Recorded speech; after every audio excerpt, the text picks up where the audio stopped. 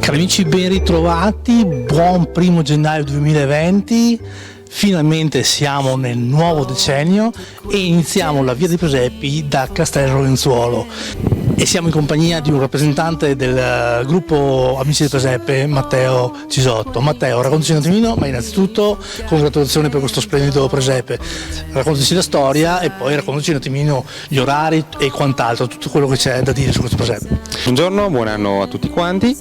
Allora, il gruppo Presepio di Castel Rovenzuolo esiste ormai da una decina d'anni, è un derivato di un gruppo giovani di questa parrocchia che poi si è evoluto, è stato integrato da altre figure, altre persone. Io personalmente faccio parte da questo gruppo da circa 6 anni, questo infatti è il mio 6° presepio che faccio con questo gruppo.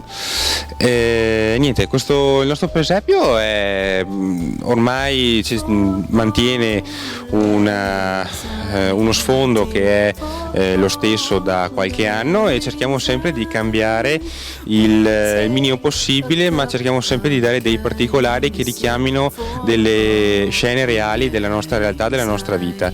Se lo guardiamo attentamente troviamo delle scene come il nostro foglietto parrocchiale qui di Castel Rovenzuolo, delle case che sono fatte a somiglianza di case che abbiamo realmente visto qui nei nostri dintorni, nella provincia di Treviso, nella provincia di Belluno, e lo potrete vedere tutte le domeniche dal 24 dicembre al 16 febbraio dalle 14.30 alle 17.30. Perfetto Matteo, quindi che dire, non resta che invitare tutti i telespettatori a venirci a visitare, diamo gli auguri di nuovo di un buon anno e ci rivediamo il prossimo.